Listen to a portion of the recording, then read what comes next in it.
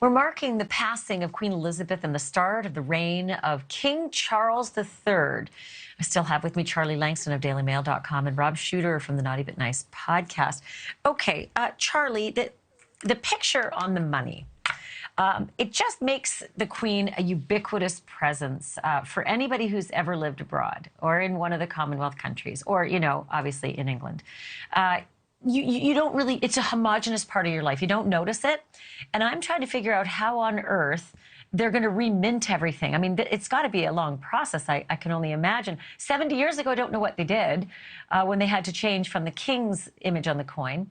But it's really a big deal. And it was really remarkable to see it instantly, you know,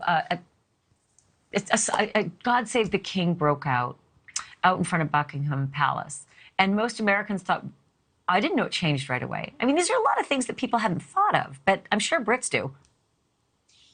Well, I think you have to keep in mind that as much as we did not want to have the Queen pass away ever, I think, you know, if everyone had their way, she would have lived forever. But plans have been in place with regards to infrastructure and so on and so forth to deal with this for many, many years now. However, I think that while Charles's face may be put on banknotes, while God Save the King may be sung outside of Buckingham Palace, the issue that King Charles III is going to have is with regards to the public. Now, his mother rose to the throne at a very different time when media scrutiny was much less, when social media scrutiny was not a thing. And Charles has had to weather many a scandal during his life before he even ascended to the throne. He's in his 70s. His mother was only 25 when she became the monarch. And I think that as a result, public opinion of Charles has really already been well established for many decades now. You have to keep in mind the entire scandal around Princess Diana and his initial relationship with Camilla. All of those kinds of things, in addition to Charles's somewhat stuffy public image, has done little to really endear the British public and indeed the global public to him. And he's going to have a real uphill struggle to curry favor with the public. Then on top of that, you add in things like The Crown, which was a hugely dramatized portrayal of the royal family, but it was a dramatized portrayal of the royal family that actually presented a lot of people outside of the UK with their first real education as to what the monarchy is. And it did not put forward a very positive image of Charles. So he has a lot of hurdles to overcome. As Rob rightly pointed out, opinion of him has definitely geared more towards the positive in recent years, thanks in large part to his mother, but he definitely still has an uphill struggle to overcome before he can even hope to reach a tiny inkling of the respect and admiration that his mother held for so long.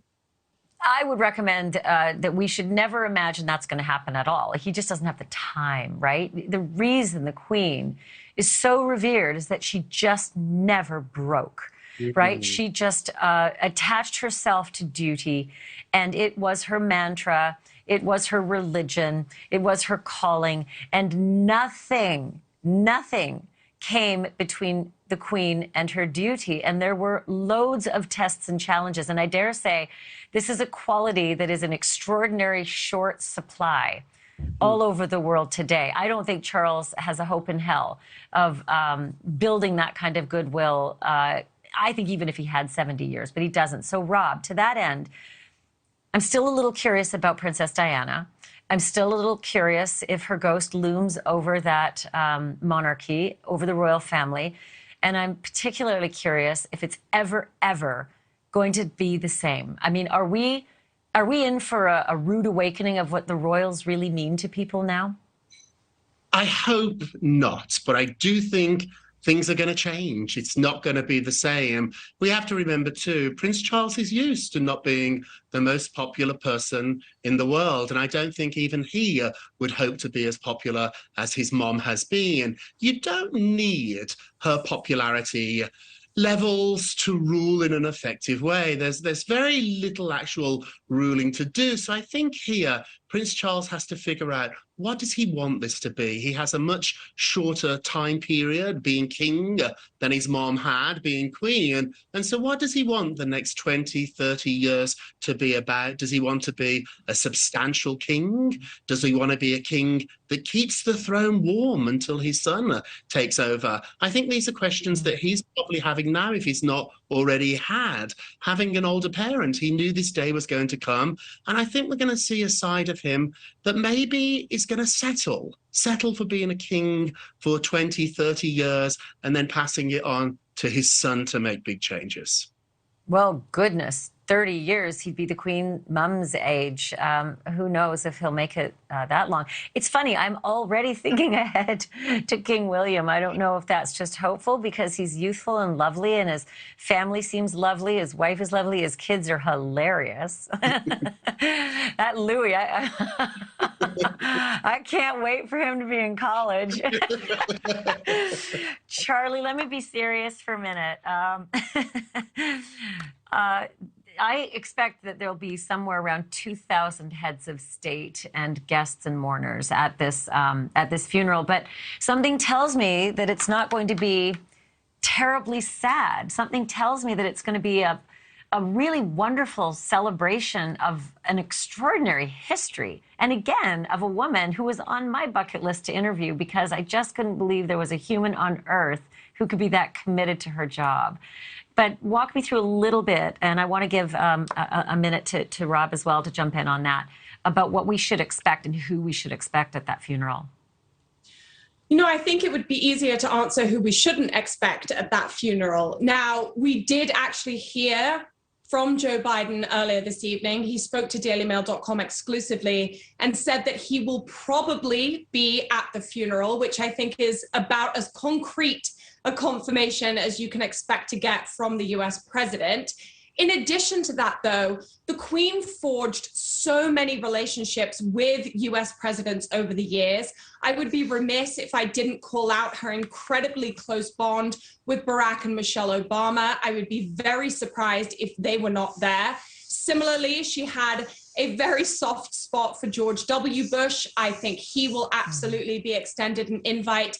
And then on top of that, you will, of course, have the Queen's immediate family. Now, I'm sure there are questions hanging over whether or not Meghan Markle will be there. I, for one, would be incredibly surprised not to see her there by Harry's side. Yeah, at the very least, she will want to be there to support her husband, because at the end of the day, no matter what has happened between the Sussexes and the rest of the monarchy, Harry is going to be absolutely devastated by the passing of his grandmother, and any wife would want to be there by their husband's side in order to support them through this horrible, horrible time. But as you said, I think the funeral... Let me jump in. I only have a minute left. I want to get Rob in, and I've only got a minute left. And Rob, it's because there's so much celebrity that also I think is going to show up.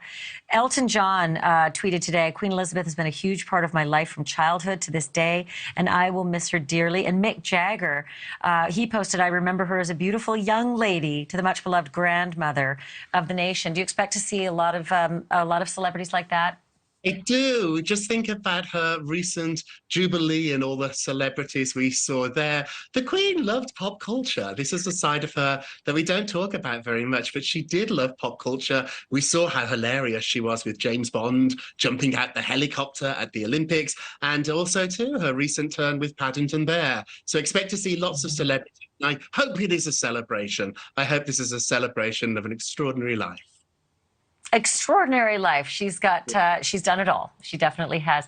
Thank you, both of you. Really appreciate seeing you. This has been delightful, and I assume that we will be meeting again because there's still lots more to cover in this story. Take care.